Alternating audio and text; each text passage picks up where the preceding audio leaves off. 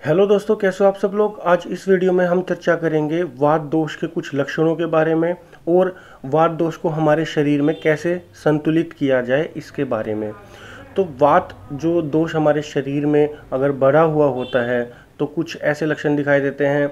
जो शरीर के जो जोड़ होते हैं, हमारे छोटे जोड़ जो उंगलियों के होते हैं, पैरों की उंगलियों के होते हैं, इनमें दर्द होना, या फिर जो बड़े जोड़ होते हैं जैसे कंधे का हो गया, घुटनों का हो गया, कोहनी का हो गया और कमर का हो गया, तो इन जोड़ों में अगर दर्द होता है तो वात दोष आपका शरीर में बढ़ा हुआ होता है। इसके अलावा अगर आपके शरीर में सुन्नता आती है या फिर कंपन महसूस होती है या फिर किसी अंगों का उसमें फड़फड़ाहट होती है या फिर ऐसे लगता है जैसे सुई चुभने जैसी पीड़ा होती है, वो छाती में भी हो सकती है, आपके हृदय में भी हो सकती है, कोई पर्टिकुलर जगह पे भी हो सकती है, या फिर इस तरीके से भी झंझनाहट हो सकती है जैसे कि चींटियाँ चल रही हैं, जैसे कई बार पैर सोने के बाद थोड़ा सा कंपन सी होती है, इस तरीके से आपको लगता है। तो यह सारी चीज़ें भी वात दोष की ओर दर्शाती हैं। वात दोष में शरीर थोड़ा सा हल्का सा ठंडा महसूस भी हो सकता है और आपकी जो पोटी का कलर है वह थोड़ा सा काला रंग का भी हो सकता है। उसके अंदर आपको झाग दिखाई देंगे और वो थोड़ा सा गोल गोल आकार की इसमें आपका मल निकलता है। कॉन्टिन्यूसली जो बंधा हुआ मल होता है वह नॉर्मल नहीं निकलता और ना ही पतला निकलता है, इसमें गांठदार निकलता है। तो यह भी लक्षण आपके वात का ही है। उसके अलावा अगर आपके पाचन में खराबी है, खाना सही से नहीं पच रहा, अफारा बन जाता है, तो भी आपके वात दोष बढ़ा हुआ है। तो भी आप जानिए कि आपके शरीर में वात दोष जो है वह बढ़ा हुआ है। उसके अलावा अगर आपकी याददाश्त में कमी आना या फिर नींद ठीक ढंग से ना आना, अनिद्रा आना, नींद ही ना आना, रात तक देर तक जगना, तो समझिए आपके वात दोष बढ़ा हुआ है। या फिर आपके बहुत ज़्यादा उचाटी मचती हो शरीर में, इधर उधर शरीर को करवट लेनी पड़े, रात को एक जगह आपका शरीर रुक ना पाए तो उसको उचाटी बोलते हैं। अगर वह आपके हो रही है तो भी आपके शरीर में वात दोष बढ़ा हुआ है। इसके अलावा वात के 80 प्रकार के रोग होते हैं, वह आप किसी भी साइट पे जाके देख सकते हैं। मैंने मेरी वेबसाइट पे भी डाल रखा है, मैं उसका लिंक मेरे डिस्क्रिप्शन बॉक्स में दे दूंगा। आप वहाँ पे भी जाके 80 प्रकार के जो वात के जो रोग हैं वह भी देख सकते हैं। तो यह कुछ सामान्य से इसके लक्षण होते हैं। अब वात दोष को संतुलित कैसे रखें या फिर ऐसा क्या नहीं खाएं जिससे वो संतुलन में रहें, और ऐसा क्या खाएं जिससे वात दोष हमारा संतुलित रहे। तो सबसे पहले क्या नहीं खाना चाहिए उसके बारे में बात करते हैं। तो रूखा सूखा भोजन हमें नहीं करना है, यानी कि बिना घी तेल का भोजन और बिना तरीदार सब्जी का भोजन नहीं करना है। और या तो अगर आपके शरीर में वात दोष बढ़ा हुआ है तो दिन के समय छाछ आदि जरूर लें और रात को दूध आदि जरूर ले लें अगर बिना तरीदार सब्जी है। और इस तरीके की सब्जी ना खाएं जो वात दोष को बढ़ाती हैं। मेनली जो गोभी हो गया, आलू हो गया, इस तरह की चीज़ें हमारे वात दोष को बढ़ाती हैं। और जितनी भी दालें हैं वह भी वात दोष को बढ़ाती हैं। अगर आपका कभी कभार दाल खाने का मन करता है तो आप मूंग की या फिर उड़द की दाल खा सकते हैं। इसके अलावा अन्य कोई दाल ना खाएं और इन दालों को भी कभी कभार ही आप सेवन करें। इसके अलावा जो बासी जो भोजन होता है उसका सेवन नहीं करना चाहिए, खास करके फ्रिज में रखा हुआ। ठंडी चीज़ आपके वात दोष को बढ़ाती है। उसके अलावा बासी चीज़ जो होती है वह भी वात दोष को बढ़ाती है। तो अगर जैसे कई लोग सब्जी फ्रिज में रख देते हैं और कई लोग आटे को भी फ्रिज में रख देते हैं और बाद में उसका इस्तेमाल करते हैं, तो वह तो डबल डबल चीज़ें हो गई जो बाएबादी करती हैं, उसी को बेसिकली वात बोला जाता है। तो वह वात को बढ़ाती ही है। उसके अलावा जितनी भी तिक्त चीज़ें होती हैं यानी कि कड़वी चीज़ें होती हैं तो उनका भी सेवन नहीं करना चाहिए, वह भी वात को बढ़ाती हैं।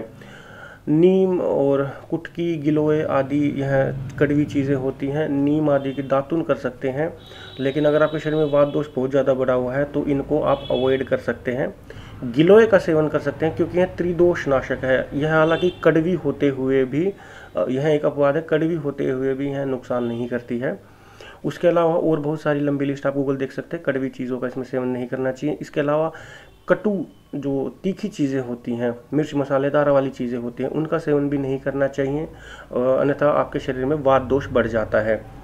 जितने भी खड़े मसाले होते हैं, अच्छा उनमें से भी कुछ खड़े मसाले ऐसे होते हैं जो वात को भी कम करते हैं, जैसे कि सौंठ।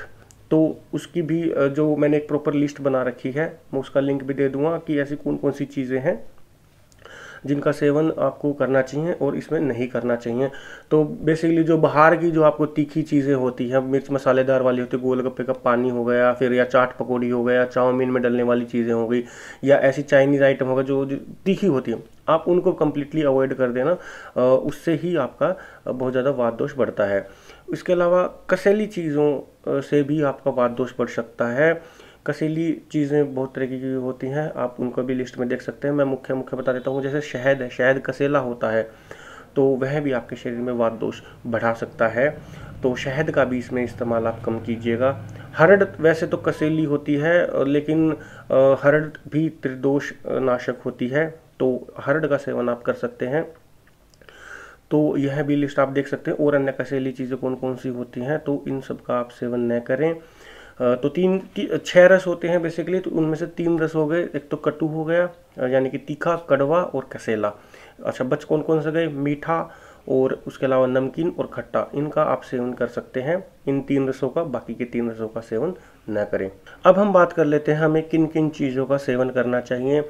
तो बेसिक बेसिक चीज़ हैं। आप दूध का सेवन कर सकते हैं, आप पनीर का सेवन कर सकते हैं, आप दही का सेवन कर सकते हैं। इसके अलावा गेहूं की जो रोटियां होती हैं वह भी आपके लिए बहुत अच्छी होती हैं, और खीरा, गाजर और चुकंदर, और इसके अलावा जो दालों में मैंने आपको बताई दिया था, कभी कभार आपका मन करे तो आप मूंग की दाल खा सकते हैं। और घी का भी सेवन आप ज़रूर से ज़रूर करें। और तेल का भी आप छोंक लगा सकते हैं। शुद्ध तेल होना चाहिए, बाहर के रिफाइंड ऑयल न लें। आपके आसपास कोई तेल की मिल हो तो आप वहाँ पे डायरेक्ट लेके आ सकते हैं। इसके अलावा अपनी सब्जी में सौंठ का इस्तेमाल जरूर करें, क्योंकि वात और कफनाशक होता है। इसके अलावा आप लहसुन का उपयोग जरूर करें सब्जी आदि में, प्याज का उपयोग जरूर करें, तो यह भी वात का नाशक होता है। तो इन चीज़ों का आप जरूर सेवन करें। इसके अलावा कभी कभार सुबह खाली पेट 2 लहसुन को कूट करके उसमें दूध की मलाई मिला करके सुबह खाली पेट सेवन करते हैं, तो वह भी वात को कम करता है।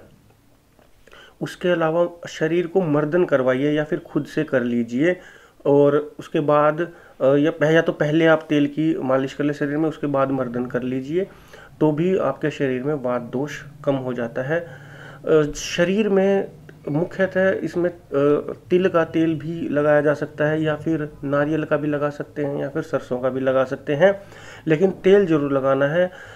तेल अगर जो आप लगाते हैं नित्य, तो आपके शरीर में वात दोष नहीं बढ़ता, संतुलित रहता है। या कभी कभार अगर कुछ ऐसा बहुत ज़्यादा आप खा लेते हैं और अगर वो बढ़ भी जाता है, तो भी तेल जो होता है वह संतुलित करता है, क्योंकि वात का एक गुण होता है रूखापन, और रूखापन हमेशा ऑयली चीज़ों से ही दूर होता है। तो आप इसमें ऑयल ज़रूर लगाइए, तो यह भी इसके अंदर बहुत ज़्यादा फायदा करता है। इसके अलावा आप छाछ का भी सेवन कर सकते हैं। छाछ में लवण भास्कर भी मिला सकते हैं, त्रिकटु या त्रिफला चूर्ण भी मिला सकते हैं, सौंठ का चूर्ण भी मिला सकते हैं।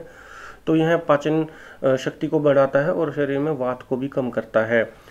इसके अलावा आप जो दशमूल होता है, दशमूल काढ़े का भी सेवन कर सकते हैं। तो यह सभी प्रकार के जो 80 प्रकार के वात रोग होते हैं उनको कम करता है और हमारे वात को संतुलित रखता है। इसके अलावा इसके अंदर एरंड बहुत अच्छा होता है। एरंड का तेल जो होता है उसकी भी मालिश कर सकते हैं, या फिर दूध में 1 चम्मच रात को गरम गरम दूध में मिलाकर भी सेवन कर सकते हैं, उससे भी वात कम होता है। या फिर जो गौमूत्र का सेवन कर सकते हैं सुबह खाली पेट, आप गौमूत्र में 50 ml गौमूत्र लीजिए, उसमें आधी से 1 चम्मच के बीच में अगर एरंड के तेल मिलाकर पान करते हैं, तो लगभग सभी प्रकार के वात रोग हैं वह खत्म होते हैं। इसमें मुख्यतः जो साइटिका होता है वह तो आपका 2 या 3 दिन में ही खत्म हो जाता है। यह तो बहुत बार आजमाया हुआ है। अगर आपकी साइटिका, जिसे आयुर्वेद में गृहग्रसी रोग बोलते हैं, तो उसमें भी अगर आप इसका सेवन करते हैं तो 2 से 3 दिन में ही यह रोग आपका नष्ट हो जाता है। इसके अलावा आप ड्राई फ्रूट्स खा सकते हैं, और जिनको अगर कोई बहुत ज़्यादा गर्मी करता हो वह ड्राई फ्रूट, तो आप उसको भिगो कर भी खा सकते हैं रात को भिगो करके भी, और जिन्हें गर्मी ना करता हो तो आप उनको सूखे भी खा सकते हैं। सर्दियों में विशेषकर गाजर पाक या गूंद आदि का, जो गूंद के लड्डू होते हैं उनका सेवन विशेष प्रकार से लाभप्रद होता है, तो उसका सेवन आप ज़रूर से ज़रूर करें। तो यह थी मेरी आज की वीडियो। मैं आशा करता हूँ मेरे द्वारा दी गई जानकारी आपको अच्छी लगी होगी। अगर आपको यह वीडियो अच्छी लगी और समझ में आई तो इस वीडियो को लाइक एंड शेयर करें। अगर कोई चीज़ समझ में ना आई हो तो आप कमेंट्स में हमसे पूछ सकते हैं। और अभी तक हमारे YouTube चैनल को सब्सक्राइब नहीं करा है तो अभी लाल बटन दबाकर सब्सक्राइब करें। धन्यवाद।